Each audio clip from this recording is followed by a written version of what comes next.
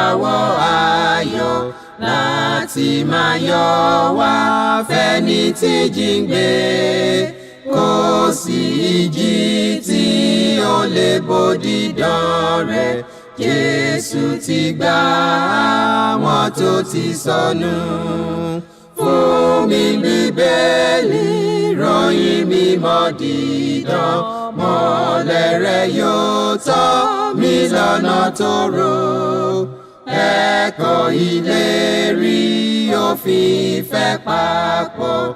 Kóru tó kọjá sọ́jà ìnípẹ̀kun.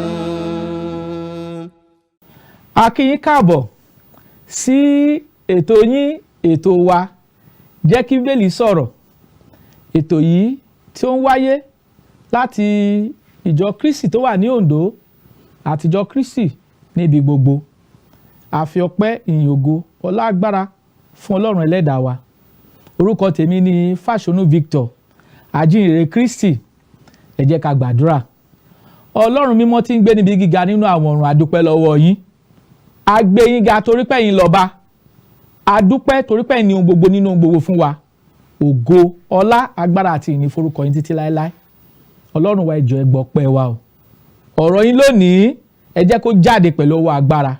Ògo ni forúkọ yín títí láéláé. Ní orúkọ Jésù Kristi Olúwa wa. Àmín. A dúpẹ́ lọ́wọ́ Ọlọ́run ẹlẹ́dàá wa fún ìdásí rẹ̀, fún ìbùkún rẹ̀ àti fún oore rẹ̀ lórí wa. A fi ògo fún Ọlọ́run wa. Lónìí, ẹ̀kọ́ ọ̀rọ̀ Ọlọ́run tí a fẹ́ gbé yẹ̀wò ó ní ohun méje tí a nílò nínú ẹ̀sìn Krístì. Ohun méje tí a nílò nínú ẹ̀sìn Krístì. Lónìí, a ó sọ ohun mẹ́ta tàbí mẹ́rin nínú rẹ̀. A jẹ́ apá kìíní ohun méje tí a nílò nínú ẹ̀sìn Krístì. Tí Olúwa bá fún wa lórí ọ̀fẹ́ ní ìgbà mìíràn, tá ó tún wá síwájú yín, a ó ṣàlàyé ohun mẹ́ta tó kù. Ohun méje tí a nílò nínú ẹ̀sìn Krístì. Ẹ ká lọ sí Bíbélì kí a wo ohun tí ọ̀rọ̀ Ọlọ́run sọ fún wa. Ìwé Éfésù orí 4. Nígbà tá kíyèsí ẹsẹ̀ 3 sí ẹsẹ̀ 6, kí l'Olúwa wí? Ẹsẹ̀ 3 sọ pé, ìwé Éfésù orí 4, kí ẹ máa làkàkà láti pa ìṣọ̀kan ẹ̀mí mọ́ ní ìdìpọ̀ àlàáfíà. Ara kan ní ń bẹ, ẹsẹ̀ 4, àti ẹ̀mí kan. Àní bí a ti pè yín sínú ìrètí kan ti ìpè yín, Olúwa kan, ìgbàgbọ́ kan, baptísìmù kan, Ọlọ́run kan àti bàbá gbogbo, ẹni tí ó wà lórí gbogbo àti nípa gbogbo àti nínú yín gbogbo. Ohun méje tí a nílò nínú ẹ̀sìn Krístì lónìí, òun láti wò nínú ìwé Éfésù. Nígbà tá kíyèsí orí 4, nígbà tá wo ẹsẹ̀ 3 sí 6. Nígbà tá wo ìwé Éfésù orí 4, nígbà tá kíyèsí ẹsẹ̀ 3, Bíbélì ní kí a máa làkàkà láti pa ìṣọ̀kan ẹ̀mí mọ́ ní ìdìpọ̀ àlàáfíà. Nípa ìmísí Ọlọ́run ni Paul àpọ́sítélì ni ó fi kọ̀wé sí ìjọ tó wà ní Éfésù. Ó sì ṣàlàyé fún wọn àwọn ohun méje tí wọ́n gbọ́dọ̀ ní gẹ́gẹ́ bí ènìyàn tí ń fi iṣẹ́ ẹ̀sìn rẹ̀ hàn sí Ọlọ́run ẹlẹ́dàá wa nípasẹ̀ Jésù Kristi, àti ènìyàn tó ń lépa ìjọba Ọlọ́run. Bẹ́ẹ̀ náà ni ọ̀rọ̀ yìí náà kọ sí àwa tí à ń bẹ nínú ayé lónìí. Àwa tá a mọ Ọlọ́run nípasẹ̀ Jésù Kristi. Àwa tí à ń fẹ́ láti tẹ̀síwájú nínú ìmọ̀ àti ìfẹ́ Ọlọ́run. Bẹ́ẹ̀ náà ni ọ̀rọ̀ Ọlọ́run yìí, bẹ́ẹ̀ náà ló kọ sí wa. Bí ó ti kọ nípa ìmísí Ọlọ́run sí àwọn ará Éfésù, bẹ́ẹ̀ ni Ọlọ́run ń fẹ́ kí ọ̀rọ̀ yìí náà kí ó kọ sí wa, kí ó tọ́ wa sí ọ̀nà rẹ̀ nínú gbogbo lónìí. Ẹsẹ̀ 3 ìwé Éfésù orí 4 sọ pé kí a máa làkàkà láti pa ìṣọ̀kan ẹ̀mí mọ́ ní ìdìpọ̀ àlàáfíà. Ohun méje tí a nílò nínú ìsìn Krístì lónìí. Ọlọ́run ń wọ̀ wá pé a gbọ́dọ̀ máa lépa àlàáfíà, yálà nínú ẹ̀kọ́ ọ̀rọ̀ Ọlọ́run, yálà nínú ìgbé ayé àlàáfíà, yálà nínú ohun gbogbo tí a ń ṣe, a gbọ́dọ̀ máa lépa àlàáfíà. A gbọ́dọ̀ jẹ́ kí àlàáfíà kó jẹ́ ohun tó gbọ́dọ̀ so wá papọ̀ nínú ohun gbogbo, lọ́nà gbogbo àti níbi gbogbo. Ọlọ́run fẹ́ ká máa fi ìrònú àlàáfíà àti ìwà àlàáfíà ká máa fi ṣe ohun gbogbo. So ohun tí Paul ń sọ fún ìjọ tó wà ní Éfésù nìyí. Ọlọ́run wá fi òye ohun méje kan ó wá fi hàn Paul sì sọ òye ohun méje yìí ó sì sọ fún ìjọ Éfésù, bẹ́ẹ̀ náà ló ń kọ sí wa lónìí. Òye ohun méje la gbọ́dọ̀ ní pé lótìtọ́ àti lódodo là ń sin Ọlọ́run wa, la sì fẹ́ fi ìjọba Ọlọ́run la fẹ́ fi ṣèrè jẹ. Ohun àkọ́kọ́ nínú rẹ̀ ó ní ara kan ní ń bẹ. Ara kan ní ń bẹ. A ti ṣàlàyé nínú ètò yìí ohun tí Bíbélì ń sọ fún wa tó ń jẹ́ ara. A ti ṣàlàyé fún wa pé ìwé Éfésù orí 4 ó fẹsẹ̀ amúlẹ̀ pé ara kan ní ń bẹ. Ìwé Kólósè orí 1 ẹsẹ̀ 18 ó fẹsẹ̀ amúlẹ̀ pé ara yìí òun ni ìjọ. Ìwé Éfésù orí 1 ẹsẹ̀ 22 sí 23 ó fẹsẹ̀ amúlẹ̀ pé ara kan tí ń bẹ yìí, ara yìí òun ni ìjọ. Ìyẹn túmọ̀ sí pé nínú iṣẹ́ ìsìn wa sí Ọlọ́run, ìjọ kan ni Bíbélì gbé kalẹ̀. Àwọn méje tí a nílò nínú iṣẹ́ ìsìn wa nìyí. Ọlọ́run fẹ́ ká sì gba nǹkan méje yìí gbọ́ kí a tó lè tẹ̀síwájú nínú ìfẹ́ Ọlọ́run fún ọkàn wa. Sọ Ọlọ́run fẹ́ kí a mọ̀ pé Jésù Kristi ti gbé ìjọ rẹ̀ kalẹ̀, ẹyọ kan sì ni. Jésù Kristi kọ́ ló gbé ìjọ ní òru kalẹ̀ tá a rí nínú ayé lónìí. Nítorí ẹyọ kan tá a gbé kalẹ̀, a rí ìbẹ̀rẹ̀ rẹ̀, a rí bí wọ́n ti ṣe ohun gbogbo nínú iṣẹ́ ìsìn wọn, a rí ẹ̀kọ́ tí wọ́n ń kọ́, a rí bí wọ́n ti ń tẹ̀síwájú nínú ìyìnrere Kristi, a rí bí ìgbékalẹ̀ ìjọ náà ti ń lọ káàkiri gẹ́gẹ́ bí àsọtẹ́lẹ̀. Jésù sọ fún àwọn àpọ́sítélì rẹ̀ pé ó lẹ́yìn yóò ṣe ẹlẹ́rìí mi ní Jerúsálẹ́mù, ní Jùdíà, ní Samaria tó fi dé gbogbo ilẹ̀ àgbáyé. Bí ìjọ náà tí ó bẹ̀rẹ̀ ní ọjọ́ Pẹ́tíkọ́sì bí ó ti tàn kálẹ̀ nìyí, bí ó sì ti ń tàn kálẹ̀ káàkiri, ó ń tàn kálẹ̀ pẹ̀lú Jésù Kristi tí a jíǹde kúrò nínú òkú. Ó sì ń sọ nípa ìjọba Ọlọ́run tí ń ṣe ìjọ fún ogunlọ́gọ̀ àwọn ènìyàn tí ń bẹ nínú ayé ní àkókò náà. So Bíbélì sọ fún wa pé ara kan ní ń bẹ. Àwọn nǹkan méje tá a nílò gẹ́gẹ́ bí onígbàgbọ́. Ìkan àkọ́kọ́ ni pé ara kan ní ń bẹ. A sì ti gbé àlàyé kalẹ̀ pé ara yìí ó túmọ̀ sí ìjọ. A sàsọtẹ́lẹ̀ fún wa pé ìjọ ó jẹ́ àwọn ẹni tí a pè jáde kúrò nínú òkùnkùn bọ́ sínú ìmọ́lẹ̀, gẹ́gẹ́ bí a ti nínú ìwé Pétérù kínní orí 2 nígbà tá a ké sí ẹsẹ̀ 9 rẹ̀. Ìjọ sì jẹ́ nǹkan tá a sọ tẹ́lẹ̀. Ìjọ òdédé wáyé ṣá, àti sàsọtẹ́lẹ̀ rẹ̀. Ní ìgbà tí Jésù Kristi wà láyé pàápàá, ó sọ fún àwọn àpọ́sítélì ní ìwé Máàkù orí 9 ẹsẹ̀ 1. Ó sọ fún wọn níbẹ̀ pé lóòótọ́ ni mo wí fún yín, kì í ṣe gbogbo ẹni tẹ́ wà ní ilẹ̀ ó tọ́ ikú wò títí tẹ́ ó fi rí ìjọba Ọlọ́run tí ó fi dé pẹ̀lú ọwọ́ agbára. Ìwé Máàkù orí 9 ẹsẹ̀ 1 ló sọ bẹ́ẹ̀. A sì rí pé àsọtẹ́lẹ̀ ara kan yìí ó wá sí ìmúṣẹ ní ọjọ́ Pẹ́ntíkọ́sì. Ta ni olùdásílẹ̀ ara yìí? Jésù ni. Jésù ló gbé ìjọ rẹ̀ kalẹ̀. Ó ní ìpìlẹ̀ rẹ̀. Òun sì lè ẹni àkọ́kọ́ tó ṣèlérí pé òun yóò kọ́ ìjọ òun. Ìwé Mátíù orí 18 ẹsẹ̀ 22 ló sọ bẹ́ẹ̀. Jésù sì fi ẹ̀jẹ̀ ara rẹ̀ ó fi ra ìjọ. Ṣe àpọ́sítélì orí 20 ẹsẹ̀ 28. Ní ìgbà tí Paul ń kìlọ̀ fún àwọn alàgbà tó wà ní Éfésù, ó ní ẹ kíyèsí ara yín àti agbo tẹ́ ìmọ̀ fi ṣe alábòjútó rẹ̀ láti máa tọ́jú ìjọ Ọlọ́run tó fi ẹ̀jẹ̀ ara rẹ̀ rà. So Jésù ló fi ẹ̀jẹ̀ ara rẹ̀ ra ìjọ. Ìjọ jẹ́ ti Jésù, ìjọ kì í ṣe ti ẹnikẹ́ni. À ń sọ̀rọ̀ nípa ohun méje tó gbúdọ̀ so wá papọ̀ nínú ẹ̀sìn Krístì. Ohun àkọ́kọ́ ni pé ara kan ní ń bẹ. A sì ń wo ìwé Éfésù orí 4 pàtàkì ẹsẹ̀ 4 sí 6. A sì ní níbẹ̀ pé ara kan ní ń bẹ.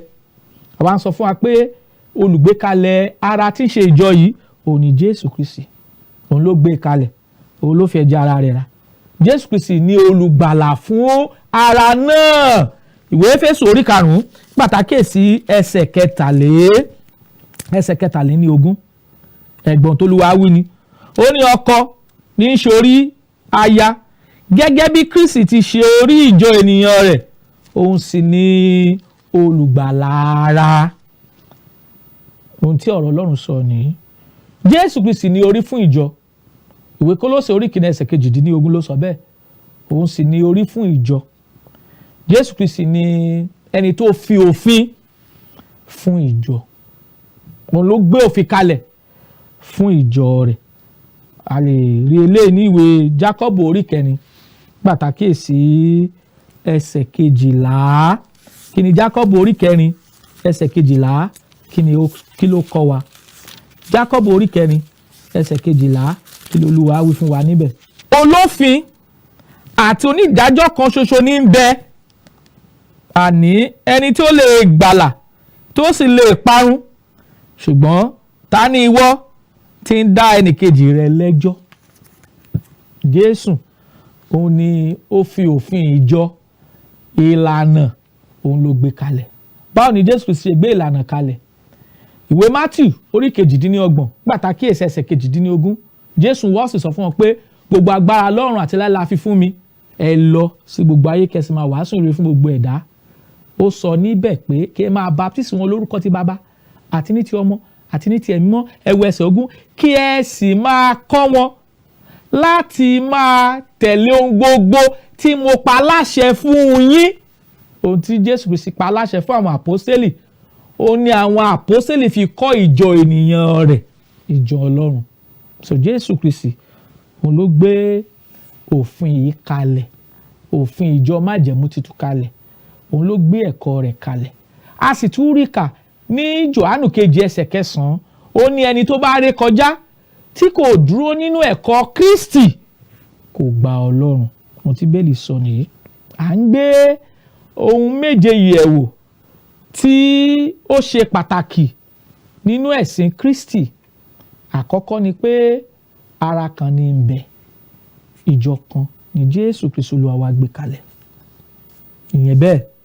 Èkejì, àti ẹ̀mí kan, ẹ̀mí mímọ́ Ọlọ́run ẹyọ kan ni. Àkíyèsí ìwé Gàlátíà sọ fún wa pé ẹ̀mí kan náà tí ń ṣiṣẹ́ nínú Pọ́ọ̀lù fún àwọn kèfèrí, ẹ̀mí kan náà ní ń ṣiṣẹ́ nínú Pétérù fún àwọn Júù. Ẹ̀mí tí sì ń ṣiṣẹ́ nínú Pọ́ọ̀lù àti nínú Pétérù, ẹ̀mí kan ni. Ẹ̀mí kan yìí òun kan ló gbé ìyapa ìsìn kalẹ̀. Ẹ̀mí Ọlọ́run kan, ohun kan ní í ṣe, ìṣọ̀kan ni ẹ̀mí Ọlọ́run wà fún. Ẹ̀mí mímọ́ kan òun ní ń bẹ gẹ́gẹ́ bí wọ́n ta rí nínú ọ̀rọ̀ Ọlọ́run. Ilé ṣe pàtàkì, ó ṣe kókó. Ìkẹta nínú rẹ̀, nínú méje tó gbúdọ̀ so wá pọ̀ nínú iṣẹ́ ìsìn wa sí Ọlọ́run nínú ìlànà Kristi, a rí baptismu kan. Irú baptismu wo ni Bíbélì sọ níyìí? Nígbà tá kíyèsí ìwé Máàkù orí 16 pàtàkì ẹsẹ̀ 15 rẹ̀, Bíbélì sọ fún wa níbẹ̀ pé nínú ọ̀rọ̀ Ọlọ́run nígbà tá a rí kà, Bíbélì fi ẹsẹ̀ wa múlẹ̀, ó sì jẹ́ kí a mọ̀ pé ó ní ẹ lọ sí gbogbo ayé kí ẹ sì wàásù ìrere fún gbogbo ẹ̀dá. Ẹni tí ó bá gbàgbọ́ 16 ẹsẹ̀ 15, ẹni tí ó bá gbàgbọ́ tí a sì baptisi rẹ̀, òun ni yóò là, ẹni tí kò bá gbàgbọ́ yóò jẹ̀bi. Ohun tó Olúwa sọ nìyí. Ìbáptísìmù kan èyí tí Ọlọ́run gbé kalẹ̀ fún ìgbàlà olúkúlùkù ọkàn àwọn tó ń fẹ́ láti mọ òtítọ́ ọ̀rọ̀ Ọlọ́run, ìbáptísìmù kan ní ń bẹ. Ìbáptísìmù kan lọ́lọ́run gbé kalẹ̀ fún ìgbàlà ọkàn wa, gẹ́gẹ́ bá a ti rí ní Ìṣe Àpọ́sítélì orí kejì nígbà tá kíyèsí ẹsẹ̀ kejìdínlógójì 38.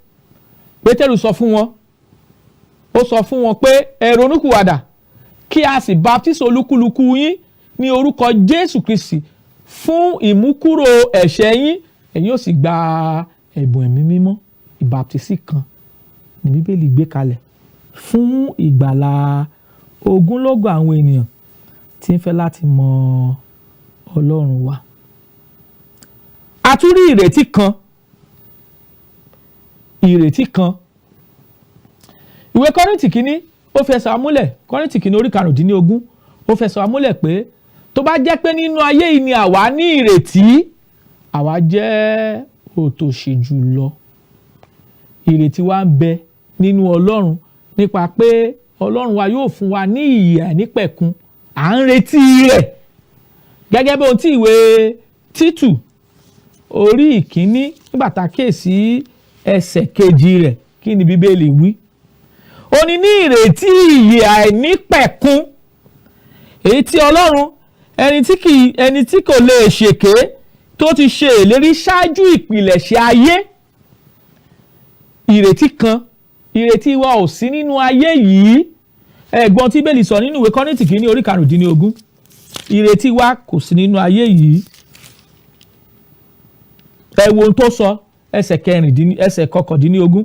Ó ní bí bá ṣe pé kìkì ayé yìí ni àwa ní ìrètí nínú Krístì, àwa já sí òtòṣì jùlọ nínú gbogbo ènìyàn.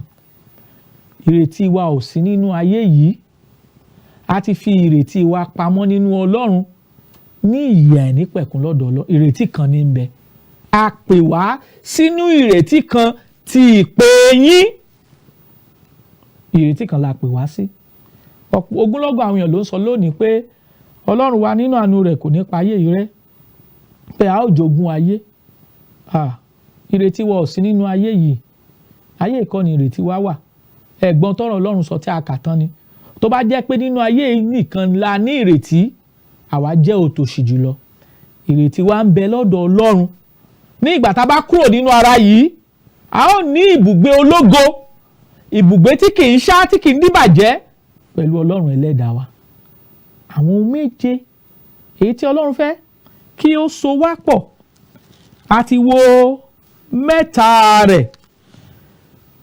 A ti rí pé ara kan ní ń bẹ àti ẹ̀mí kan, àti bí a ti pè yín sínú ìrètí kan ti ìpè yín.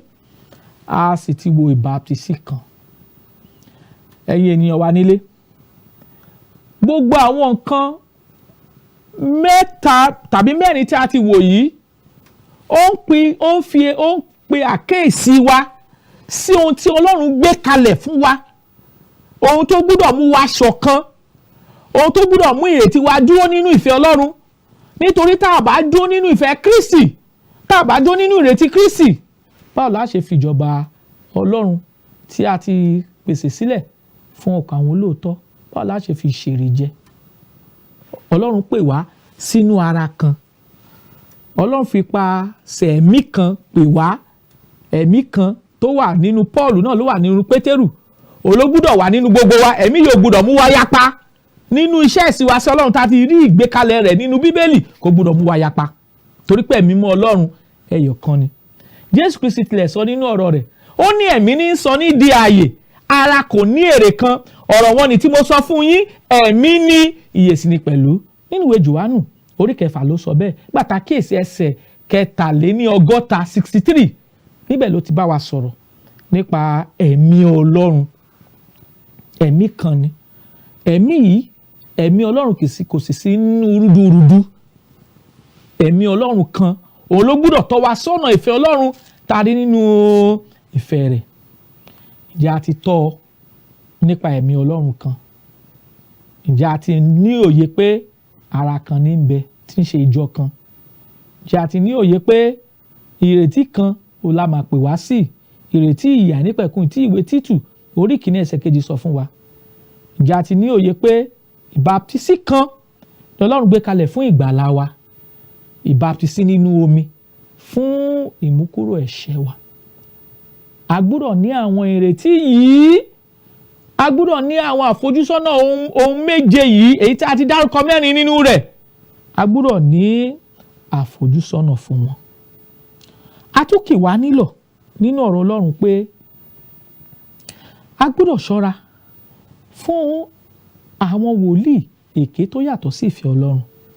A kì wá nílọ̀ nínú ìwé Mátíù orí 24 ẹsẹ̀ 11 sí 13 nípa yíyí ohun méje yìí tí a ti gbé kalẹ̀, tí a ti gbé ka iwájú wa, tó gbọ́dọ̀ mú wa ṣọ̀kan nínú ìlànà tí Krístì ti gbélé wa lọ́wọ́. Kí la gbọ́dọ̀ ṣe láti bọ́ sínú ara Krístì kan, láti gba ẹ̀mí Ọlọ́run kan gbọ́, láti ṣe ìbáptísí kan àti láti ní ìrètí kan? Kí ni Ọlọ́run ní a gbọ́dọ̀ ṣe láti bọ́ sínú ara kan, láti ní ẹ̀mí, láti gba ẹ̀mí Ọlọ́run kan gbọ́, torí ẹ̀mí mọ́ Ọlọ́run kan níbẹ̀, kí a sì pè wá sínú ìrètí ti ìpè tí Ọlọ́run fi pè wá, àti sínú ìbáptísímù kan? Kí la lè ṣe? Àwọn ìgbésẹ̀ tá a lè gbé nìyí. Ìgbésẹ̀ àkọ́kọ́, a gbọ́dọ̀ gbọ́ ọ̀rọ̀ Ọlọ́run, torí ìwé Róòmù orí 10 pàtàkì ẹsẹ̀ 17 rẹ̀, ó ní ìjẹ́ nípa gbígbọ́ ni ìgbàgbọ́ ti ń wá, àti nípa gbígbọ́ ọ̀rọ̀ Ọlọ́run. A gbọ́dọ̀ gba ọ̀rọ̀ Ọlọ́run gbọ́.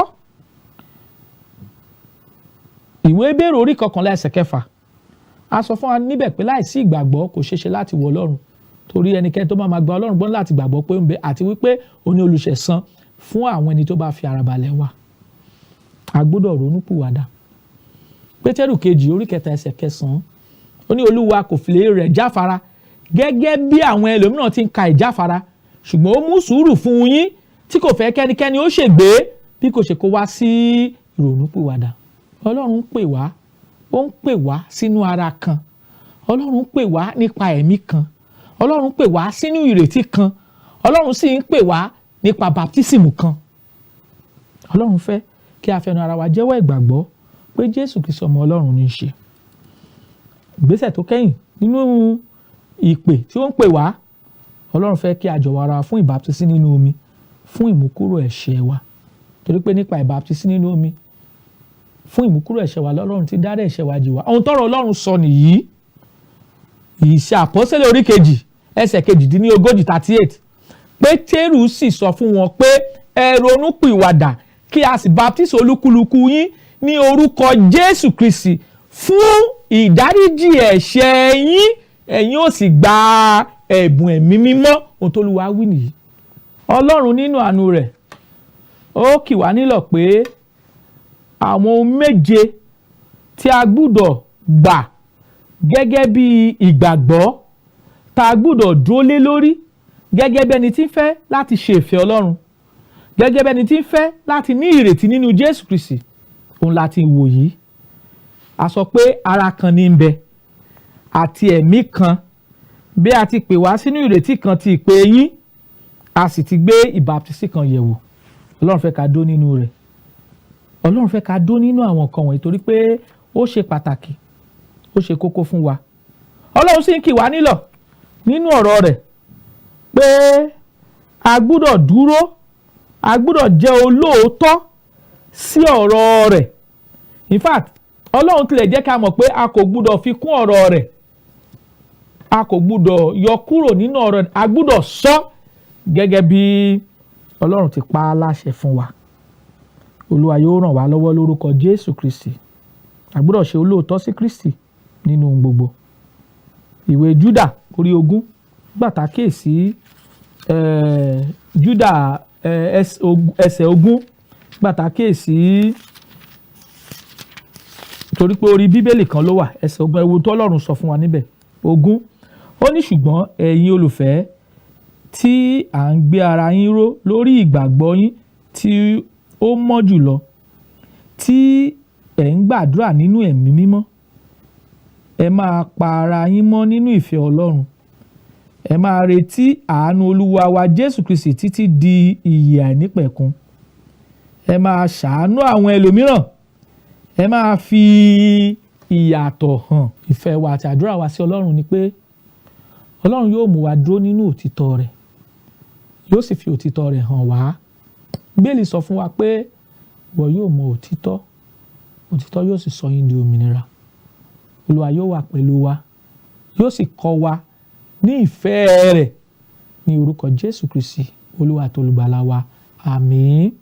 Tí ẹ bá fẹ́ pè wá, à ń bẹ̀ yín pé kí ẹ jọ̀ọ́, nọ́mbà tẹ́ ó pè wá sí nìyí: